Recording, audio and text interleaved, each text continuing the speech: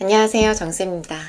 네, 중학교 1학년 때 시제를 우리가 배웠는데요. 중1에 등장하는 시제는 현재, 과거, 미래, 그 다음 진행 이 정도죠. 네, 중학교 2학년 때 새롭게 등장하는 시제가 바로 현재 완료입니다. 현재 완료는 학생들이 상당히 이제 어렵다라고 느끼는 부분 중에 하나인데요. 일단 현재 완료가 우리말에 이 스타일이 없어요. 현재 완료랑 딱 1대1로 마치되는 우리말 번역이 없기 때문에 아마도 더 뭔가 좀 다른 분야의 것이다 라고 느끼는 것 같아요. 일단 우리는 현재 완료에 대해서 세 가지를 배울 거예요. 첫 번째, 현재 완료가 뭐 하는 앤지. 두 번째, 현재 완료 형태의 유래.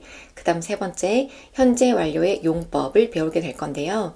첫 번째 거랑 두 번째 거는 지금 이 영상에서 다루고, 현재 완료의 용법은 조금 내용이 많아질 수 있기 때문에 영상을 따로 만들도록 하겠습니다. 자, 그럼 현재 완료는 뭔가? 네, 현재 완료는 시제를 나타내는 표현입니다.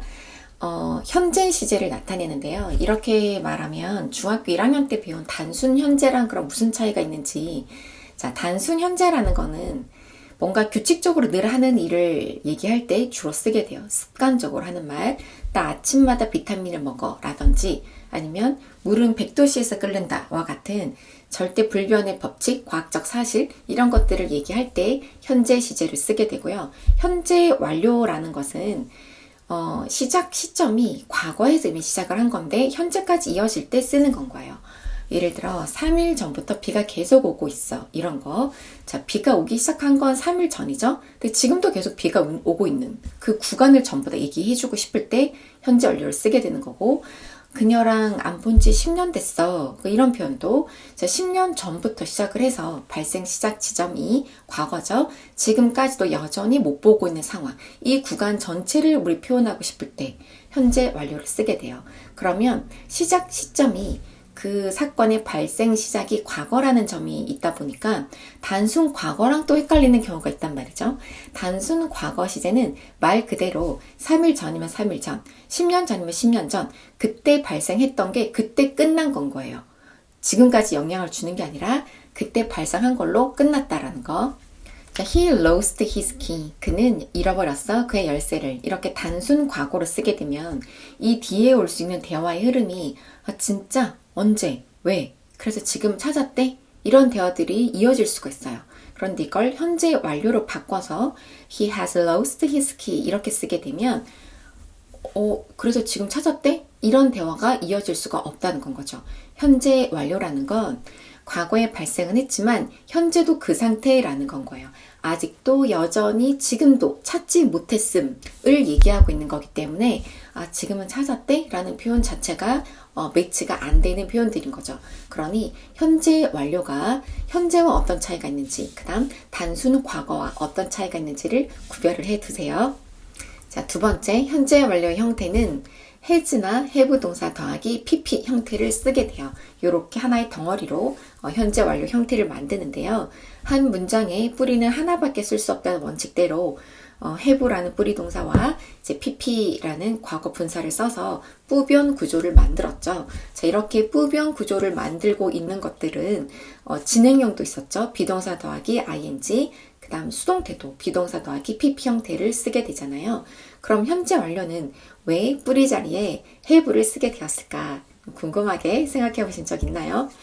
자, 이 현재 완료라는 말이 확립이 된 거는 중세 영어 말 부분, 후반부에 이르러서야 비로소 현재 완료라는 것이 이제 정립이 된 건데요.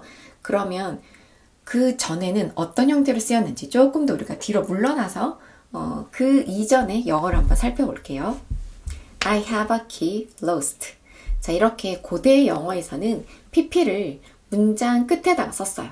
직역을 하게 되면 내가 가지고 있다 열쇠를 잃어버린 이렇게 말하게 되는 거죠. 즉 열쇠를 잃어버린 상태다 이런 뜻이 되는데요. have가 어떤 물건을 소유하고 있다라는 의미에 가지고 있다도 되지만 이런 상태에 놓여져 있는 그 상태를 내가 가지고 있다라는 뜻으로도 쓰이는 건 거예요. 우리 앞서 선생님이 설명한 현재 완료의 시제는 현재 상태를 얘기한다 그랬잖아요. 자, have 가지고 있는 건 지금인 거죠. 그런데 제일 끝에 pp가 옴으로써 PP라는 거의 느낌은 일이 되어진, 이렇게 돼버린 이런 느낌인 건 거잖아요. 이미 발생을 한 건 거예요. 그런 상태를 지금도 내가 가지고 있어. 이런 느낌인 건 거죠. 그러니 그래서 현재 완료라는 게 되어진 상태, PP에서 지금까지 연결되어 있는 이 구간 전체를 얘기하는 거고, 고대 영어에서는 가지고 있다, 이렇게 된 상태를 이라는 PP가 문장 끝에 있었었다. 근데 이게 세월이 흘러가면서 PP의 위치가 have 뒤에 갖다 붙이게 된 거다라고 생각을 하시면 돼요. 이런 내용들은 대학교에서 다시 배우게 되는데요.